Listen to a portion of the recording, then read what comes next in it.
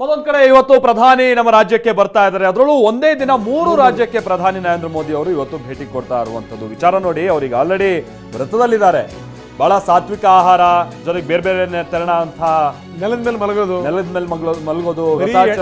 ಎಳನೀರಲ್ಲಿ ಮಾತ್ರ. ಹೌದು, ಆ ಟೈಮ್ನಲ್ಲೂ 3 ರಾಜ್ಯಕ್ಕೆ ಭೇಟಿ ಕೊಡ್ತಾ ಇದ್ದಾರೆ. ಯಾವ್ಯಾವ ರಾಜ್ಯ? ಕರ್ನಾಟಕ, ಮಹಾರಾಷ್ಟ್ರ, ತಮಿಳುನಾಡಿಗೆ ಭೇಟಿ ಕೊಡ್ತಾ ಇರುವಂತದ್ದು. ಕೆಲವೇ ಕ್ಷಣಗಳಲ್ಲಿ ಕಲಬುರಗಿಗೆ ಬರ್ತಾರೆ. ಕಲಬುರಗಿಗೆ ಬಂದು ಅಲ್ಲೇನ್ ಕಾರ್ಯಕ್ರಮ ಇಲ್ಲ. ಅವರು ಕಲಬುರಗಿಗೆ ಬಂದು ಅಲ್ಲಿಂದ ಸೊಲ್ಲಾಪುರಕ್ಕೆ ಹೋಗುವಂತ ನಿಟ್ಟಿನಲ್ಲಿ ಕಲಬುರಗಿ ಮಾರ್ಗವನ್ನು ಅವರು ಬಳಸ್ಕೊಳ್ತಾ ಇದ್ದಾರೆ. ಬೆಳಗ್ಗೆ 9:40ಕ್ಕೆ ಕಲಬುರಗಿ ಏರ್ಪೋರ್ಟ್ಗೆ ಆಗಮಿಸ್ತಾರೆ. ಈಗ ಆಲ್ರೆಡಿ ದೆಹಲಿಯಿಂದ ಹೊರಟಿದ್ದಾರೆ ಪ್ರಧಾನಿ ನರೇಂದ್ರ ಮೋದಿ.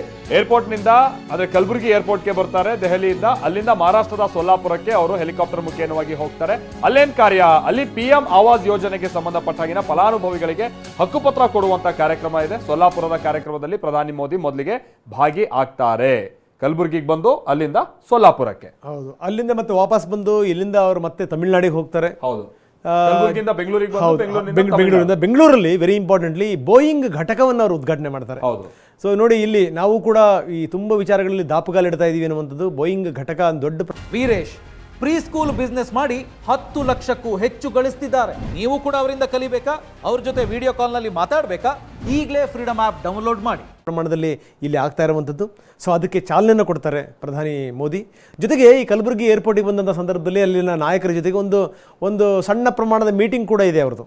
ಅಂದರೆ ಮುಂದಿನ ಲೋಕಸಭಾ ಚುನಾವಣೆಯನ್ನು ಹಿನ್ನೆಲೆಯಲ್ಲಿ ಇಟ್ಕೊಂಡು ಯಾವ ರೀತಿ ಕಾರ್ಯತಂತ್ರಗಳನ್ನು ಹೆಣಿತಾ ಇದ್ದೀವಿ, ಏನೇನು ಆಗ್ತಾ ಇದೆ, ಅದೆಲ್ಲ ವಿವರಗಳನ್ನು ಕೂಡ ಅವರು ಕಲೆ ಹಾಕ್ತಾರೆ. ಬೆಳಗ್ಗೆ 9:35 ಸುಮಾರಿಗೆ ಕಲಬುರಗಿ ಏರ್ಪೋರ್ಟ್ಗೆ ಮೋದಿ ಆಗಮಿಸ್ತಾರೆ. ಇನ್ನೇನು ಸ್ವಲ್ಪ ಹೊತ್ತಿಗೆ ಮೋದಿ ಬರ್ತಾರೆ. ಬೆಳಗ್ಗೆ 9:40 ಸುಮಾರಿಗೆ ಮಹಾರಾಷ್ಟ್ರದ ಸೊಲ್ಲಾಪುರ ನಗರಕ್ಕೆ ಭೇಟಿ ಕೊಡ್ತಾರೆ. PM ಆವಾಸ್ ಯೋಜನೆ ಅಡಿನಲ್ಲಿ ಅವರು ಈ ಮನೆಗಳ ಹಕ್ಕುಪತ್ರಗಳನ್ನು ಅವರು ರವಾನಿಸ್ತಾರೆ. ಕಲಬುರಗಿಯಿಂದ ಅವರು ಸೊಲ್ಲಾಪುರಕ್ಕೆ ಹೆಲಿಕಾಪ್ಟರ್ ಮುಖಾಂತರ ಮೋದಿ ತೆರಳುತ್ತಾರೆ. 2 ಗಂಟೆ ನಡೆಯುವಂಥ ಕಾರ್ಯಕ್ರಮ ಇದು. PM ಆವಾಸ್ ಯೋಜನೆ ಅಡಿಯಲ್ಲಿ ಅವರಿಗೆ ಹಕ್ಕುಪತ್ರವನ್ನು ಕೊಡುವಂಥದ್ದು. ಆ ಫಲಾನುಭವಿಗಳಿಗೆ ಹಕ್ಕುಪತ್ರ ವಿತರಣೆ ಮಾಡ್ತಾರೆ. 2 ಗಂಟೆಯ ಕಾರ್ಯಕ್ರಮದಲ್ಲಿ ಮೋದಿ ಅಲ್ಲಿ ಪಾಲ್ಗೊಳ್ತಾರೆ. ಮಧ್ಯಾಹ್ನ 12:10 ಸುಮಾರಿಗೆ ಮಹಾರಾಷ್ಟ್ರದ ಸೊಲ್ಲಾಪುರದಿಂದ ಅವರು ನಿರ್ಗಮಿಸ್ತಾರೆ. ಅವರು ವಾಪಸ್ ಬಹುಶಃ ಇಲ್ಲಿಗೆ ಬಂದೇ ಬರ್ತಾರೆ. ಅಂದರೆ ಕಲಬುರಗಿ ಏರ್ಪೋರ್ಟಿಗೆ ಮೋದಿ ವಾಪಸ್ ಬರ್ತಾರೆ. ಯಾಕಂದರೆ ವಿಶೇಷ ಹೆಲಿಕಾಪ್ಟರ್ ಮುಖಾಂತರ ಮೋದಿ ಅಲ್ಲಿಗೆ ಹೋಗುವಂಥದ್ದು. ಅಲ್ಲಿಂದ ಮತ್ತೆ ವಾಪಸ್ ಮರಳಿ ಕಲಬುರಗಿಗೆ ಬರ್ತಾರೆ. ಕಲಬುರಗಿ ಏರ್ಪೋರ್ಟ್ನಲ್ಲಿ ಸ್ಥಳೀಯ ನಾಯಕರ ಭೇಟಿಗೂ ಕೂಡ ಅವಕಾಶ ಕೊಡಲಾಗಿದೆ. ಒಂದು ಸಣ್ಣ ಪ್ರಮಾಣದ ಒಂದು ಮೀಟಿಂಗ್ ಕೂಡ ನಡೆಯುತ್ತಲ್ಲಿ.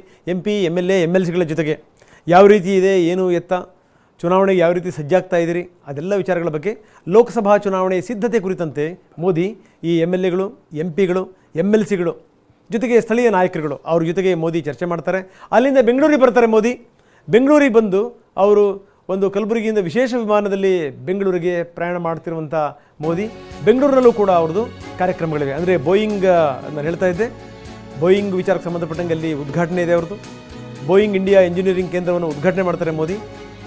ಇಲ್ಲಿಂದ ವಿಮಾನಗಳನ್ನು ತಯಾರು ಮಾಡುವಂಥದ್ದು ಈ ಉದ್ಘಾಟನೆ ಕಾರ್ಯಕ್ರಮದಲ್ಲಿ ಮೋದಿ ಭಾಗಿಯಾಗ್ತಾರೆ. ಮಧ್ಯಾಹ್ನ 12:10ಕ್ಕೆ ಕೆಂಪೇಗೌಡ ವಿಮಾನ ನಿಲ್ದಾಣಕ್ಕೆ ಮೋದಿಯವರು ಬರ್ತಾರೆ. 2:10ಕ್ಕೆ ಪ್ರಧಾನಿ ಮೋದಿಯವರನ್ನ CM ಸಿದ್ದರಾಮಯ್ಯನವರು ಸ್ವಾಗತ ಮಾಡ್ತಾರೆ. CM ಅವರು ಅವರನ್ನು ಸ್ವಾಗತಿಸ್ತಾರೆ. DCM DK ಕೂಡ ಅವ್ರ ಜೊತೆಗೆ ಇರ್ತಾರೆ. ಸೊ ಹೀಗಾಗಿ ಈಗಾಗಲೇ ಇಲ್ಲೂ ಕೂಡ ಬೆಂಗಳೂರಿನಲ್ಲೆಲ್ಲ ಸಿದ್ಧತೆಗಳಾಗಿದೆ. ಕೆಲವೊಂದು ಮಾರ್ಗ ಬದಲಾವಣೆಗಳನ್ನು ಕೂಡ ಮಾಡಲಾಗಿದೆ. ಭಾಳ ಗಮನಿಸಬೇಕಾದಂಥ ಸಂಗತಿ, ಯಾಕಂದರೆ ಅಲ್ಲಿ ಟ್ರಾಫಿಕ್ ಜಾಮ್ ಆಗಬಹುದು. ಹೀಗಾಗಿ ಕೆಲವೊಂದು ಮಾರ್ಗ ಬದಲಾವಣೆಗಳನ್ನು ಕೂಡ ಈಗಾಗಲೇ ಮಾಡಲಾಗಿದೆ. ಉದ್ಘಾಟನಾ ಕಾರ್ಯಕ್ರಮದಲ್ಲಿ ಪ್ರಧಾನಿ ಮೋದಿ ಭಾಗಿಯಾಗ್ತಾರೆ. ಬೋಯಿಂಗ್ ಇಂಜಿನಿಯರಿಂಗ್ ಘಟಕ ಮಧ್ಯಾಹ್ನ 2:10 ಸುಮಾರಿಗೆ ಕೆಂಪೇಗೌಡ ಏರ್ಪೋರ್ಟಿಗೆ ಮೋದಿ ಬರುವಂಥದ್ದು. 2:10ಕ್ಕೆ ಮಧ್ಯಾಹ್ನ 2:15ಕ್ಕೆ ರಸ್ತೆ ಮಾರ್ಗವಾಗಿ ಅವರು ದೇವನಹಳ್ಳಿಗೆ ಬರ್ತಾರೆ. ದೇವನಹಳ್ಳಿ SEZ ಏನಿದೆಯಲ್ಲ ಅಲ್ಲಿ ಇರುವಂಥ ಕಾರ್ಖಾನೆ ಅದು. 2:45 ಸುಮಾರಿಗೆ ಈ ಭಟ್ರ ಮಾರೇನಹಳ್ಳಿಗೆ ಅವರು ಭೇಟಿ ಕೊಡ್ತಾರೆ. BIETC ಆ್ಯಂಡ್ ಬೋಯಿಂಗ್ ಸುಕನ್ಯಾ ಕಾರ್ಯಕ್ರಮ ಲೋಕಾರ್ಪಣೆ ಆಗುತ್ತೆ. ಮೋದಿ ಆ ಕಾರ್ಯಕ್ರಮ ಲೋಕಾರ್ಪಣೆ ಮಾಡಿ ಸಂಜೆ ಕೆಂಪೇಗೌಡ ಏರ್ಪೋರ್ಟ್ಗೆ ವಾಪಸ್ ಬರ್ತಾರೆ. ಅಲ್ಲಿಂದ ಅವರು ತಮಿಳುನಾಡಿಗೆ ಹೋಗ್ತಾರೆ. ಸಂಜೆ 4 ಗಂಟೆಗೆ ಸುಮಾರಿಗೆ ತಮಿಳುನಾಡಿಗೆ ಅವರು ಮೋದಿ ಹೋಗ್ತಾರೆ ಬೆಂಗಳೂರಿನಿಂದ. ಹೀಗಾಗಿ ಇವತ್ತು ಬ್ಯಾಕ್ ಟು ಬ್ಯಾಕ್ ಕಾರ್ಯಕ್ರಮಗಳು. ಆಗಲೇ ಮಾಲ್ತೇಶ್ ಹೇಳ್ತಾ ಇದ್ದರು, ಮೊದಲೇ ಅವರು ಉಪವಾಸ ವ್ರತದಲ್ಲಿದ್ದಾರೆ. ರಾಮ ಮಂದಿರ ಉದ್ಘಾಟನೆಯ ಹಿನ್ನೆಲೆಯಲ್ಲಿ ಬರೀ ಎಳನೀರಲ್ಲಿರುವಂಥದ್ದು, ಜೊತೆಗೆ ಏನಂದರೆ ಬರೀ ಚಾಪೆ ಮೇಲೆ ಮಲಗ್ತಾರೆ. ಈ ರೀತಿ ಇಂಥ ಎಲ್ಲ ಕಠಿಣ ವ್ರತಗಳನ್ನು ಮಾಡಿಯೂ ಕೂಡ ಮೋದಿ ಇವತ್ತು ಬ್ಯಾಕ್ ಟು ಬ್ಯಾಕ್ ಇವತ್ತು ಕಾರ್ಯಕ್ರಮಗಳಲ್ಲಿ ಪಾಲ್ಗೊಳ್ತಾ ಇದ್ದಾರೆ. 8ರಿಂದ ಸಂಜೆ 6 ಗಂಟೆವರೆಗೆ ರಸ್ತೆ ಬಂದಾಗಿರುತ್ತೆ. ಮಾರ್ಗ ಬದಲಾವಣೆ ಆಗಿದೆ. ಗೊಲ್ಲಹಳ್ಳಿ ಗೇಟ್ ಟು ಈ ಹುಣಚೂರು ಗೇಟ್ವರೆಗಿನ ರಸ್ತೆ, ಅಲ್ಲಿನ ರಸ್ತೆ ಬಂದ್ ಮಾಡಲಾಗಿದೆ. ಆ ರಸ್ತೆಯನ್ನು KADB ಕೈಗಾರಿಕಾ ಪ್ರದೇಶದ ರಸ್ತೆ, ಅದು ರಸ್ತೆ ಬಂದಾಗಿರುತ್ತೆ. ದೇವನಹಳ್ಳಿಯ ಡಾಬಾ ಗೇಟ್ನಿಂದ ಏರ್ಪೋರ್ಟ್ ರಸ್ತೆ, ಆ ರಸ್ತೆಗಳೆಲ್ಲವೂ ಕೂಡ ಬಂದ್ ಮಾಡಲಾಗಿದೆ. ಹೆಣ್ಣೂರು ಬಾಗಲೂರು ರಸ್ತೆಯಿಂದ ಏರ್ಪೋರ್ಟ್ ರಸ್ತೆ ಈ ಕಡೆಗೆ ಹೋಗುವಂಥವ್ರು ಸ್ವಲ್ಪ ವಿಚಾರ ಮಾಡಬೇಕು, ಯೋಚನೆ ಮಾಡಬೇಕು. ಯಾಕಂದರೆ ಅಲ್ಲೆಲ್ಲ ಕಡೆ ಕೂಡ ಬ್ಲಾಕ್ ಆಗಿರುತ್ತೆ. ಚಿಕ್ಕಜಾಲ ಕೋಟೆ ಕಡೆಯಿಂದ ಏರ್ಪೋರ್ಟ್ ರಸ್ತೆ, ಯಾವ್ಯಾವ ರಸ್ತೆಗಳು ಬಂದಾಗಿರ್ತವೆ ಅದರ ವಿವರಗಳನ್ನು ನಾವು ನಿಮಗೆ ಕೊಡ್ತಾ ಇದ್ದೀವಿ.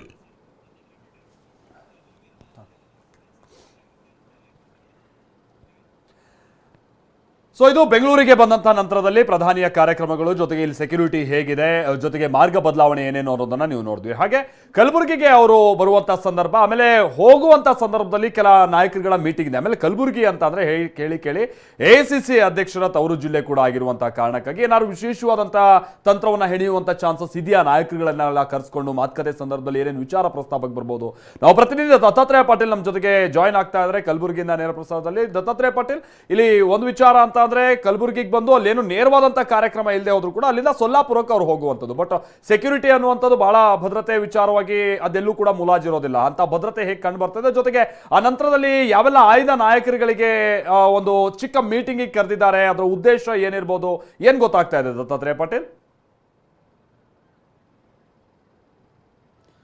ಮಲ್ತೇಶ್, ನಿಜಕ್ಕೂ ಏನು ಅಂತಂದರೆ ಮೋದಿ ಇಲ್ಲಿ ಎರಡು ಆ್ಯಂಗಲ್ಗಳಲ್ಲಿ ಅಂದರೆ ಎರಡು ಇಂಪಾರ್ಟೆಂಟನ್ನು ಇಲ್ಲಿ ಕೊಡಬೇಕಾಗಿತ್ತೆ. ಒಂದು ಏನು ಅಂತಂದರೆ ಕಳೆದ ಏನು ಇಡೀ ದೇಶಾದ್ಯಂತ ರಾಮ ಮಂದಿರ ಉದ್ಘಾಟನೆ ಏನು ಬಿಜಿ ಶೆಡ್ಯೂಲ್ ಇದೆ, ಅದರ ಮಧ್ಯೆಯೂ ಕೂಡ ಅಭಿವೃದ್ಧಿ ಕೆಲಸಗಳು ಕುಂಠಿತ ಆಗಬಾರ್ದು ಅನ್ನೋಂಥ ಒಂದು ಯೋಜನೆ. ಆದರೆ ಇನ್ನೊಂದು ಕಡೆ ಏನು ಅಂತಂದರೆ 11 ದಿನಗಳ ಏನು ವ್ರತ ಇದ್ದರೂ ಕೂಡ ಬೆಳಿಗ್ಗೆಯಿಂದ ಸಾಯಂಕಾಲದವರೆಗೂ ಕೂಡ ನಾನು ಅಭಿವೃದ್ಧಿ ಕೆಲಸದಲ್ಲಿ ತೊಡಗ್ತೀನಿ ಮತ್ತು ಅಭಿವೃದ್ಧಿ ಕೆಲಸಗಳು ಏನೇನಿದೆ ಅದೆಲ್ಲವೂ ಕೂಡ ಎಲ್ಲವೂ ಕೂಡ ನಿರಂತರವಾಗಿ ನಡಿಬೇಕು ಅನ್ನೋಂಥ ಒಂದು ಉದ್ದೇಶವನ್ನು ಇಟ್ಕೊಂಡು ಇವತ್ತು ಮಹಾರಾಷ್ಟ್ರದ ಸೊಲಾಪುರಕ್ಕೆ ಆಗಮಿಸ್ತಿರೋದು. ಅದರ ಮಧ್ಯೆ ಏನು ಅಂತಂದರೆ ಕಲಬುರಗಿ ವಿಮಾನ ನಿಲ್ದಾಣಕ್ಕೆ ಭೇಟಿ ಕೊಡ್ತಾರೆ. ಇಲ್ಲಿಂದ ಹೆಲಿಕಾಪ್ಟರ್ ಮೂಲಕ ಸೊಲಾಪುರಕ್ಕೆ ಹೋಗ್ತಾರೆ. ಅಲ್ಲಿ ಏನು ಪ್ರಧಾನಮಂತ್ರಿ ಆವಾಸ್ ಯೋಜನೆ ಅಡಿಯಲ್ಲಿ ಸುಮಾರು 10,000 ಬಡ ಜನರಿಗೆ ಹಕ್ಕುಪತ್ರವನ್ನು ವಿತರಿಸುವಂಥ ಕೆಲಸ ಮಾಡ್ತಾ ಇದ್ದಾರೆ. ಅದರ ನಂತರ ಏನು ಅಂತಾರೆ, ಕಲಬುರಗಿ ಲೋಕಸಭಾ ಕ್ಷೇತ್ರ ಏನಿದೆ ಅದು ಸಾಕಷ್ಟು ಇಂಪಾರ್ಟೆಂಟ್. ಯಾಕೆಂತಂದರೆ AICC ಅಧ್ಯಕ್ಷರು ಮತ್ತು ಇಂಡಿಯಾ ಅಲಯನ್ಸ್ನ ಅಧ್ಯಕ್ಷರಾಗಿರ್ತಕ್ಕಂಥ ಮಲ್ಲಿಕಾರ್ಜುನ್ ಖರ್ಗೆ ಪ್ರತಿನಿಧಿಸಿರ್ತಕ್ಕಂಥ ಕ್ಷೇತ್ರ ಇದು. ಹೀಗಾಗಿ ಸಾಕಷ್ಟು ಭಾಳಷ್ಟು ನಿರೀಕ್ಷೆ ಇದೆ ಈ ಕ್ಷೇತ್ರದ ಮೇಲೆ. ಮತ್ತು BJP ಕೂಡ ಕಳೆದ ಬಾರಿ ಅಂದರೆ 2019ರಲ್ಲಿ ಇಲ್ಲಿ ಜಯಿಸಿತ್ತು. ಕಲಬುರಗಿಯಲ್ಲಿ ಖರ್ಗೆ ಅವರ ಕೋಟೆಯನ್ನೇ ಬೆದೆಸಿತ್ತು. ಅದೊಂದು ಸಾಂಘಿಕ ಪ್ರಯತ್ನ ಮತ್ತೊಮ್ಮೆ ಮರುಕಳಿಸಬೇಕು ಮತ್ತು ಇಲ್ಲಿನ ಸ್ಥಿತಿಗತಿ ಯಾವ ರೀತಿ ಇದೆ ಅನ್ನೋದ್ರ ಬಗ್ಗೆ ಸಾಕಷ್ಟು ಮಾಹಿತಿಯನ್ನು ಕಲೆ ಹಾಕುವಂಥ ಪ್ರಯತ್ನ ಕೂಡ ಒಂದು ಅರ್ಧ ಗಂಟೆ ಏನು ಟೈಮ್ ಕೊಟ್ಟಿದ್ದಾರೆ, ಆ ಅರ್ಧ ಗಂಟೆಯಲ್ಲಿ ಆಗ್ಬೋದು ಅನ್ನೋಂಥ ಒಂದು ನಿರೀಕ್ಷೆ ಕೂಡ ಇದೆ. ಯಾಕೆಂತಂದರೆ ಆಯ್ದ 30 ಮುಖಂಡರನ್ನು ಈಗಾಗಲೇ ಏನು ಅಂತಂದರೆ ಇನ್ವೈಟ್ ಮಾಡಿರ್ತಕ್ಕಂಥದ್ದು ಮೋದಿ ಸ್ವಾಗತಕ್ಕೆ.